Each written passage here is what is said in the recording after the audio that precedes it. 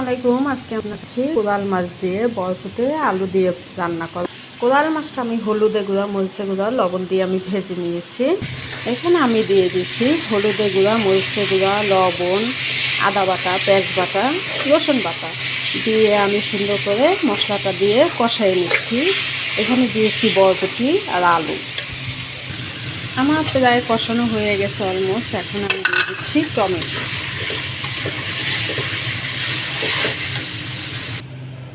আমি এখন ঝোল দিয়ে দিছি। এখন আমি মাছগুলি দিয়ে দিচ্ছি একে একে করে।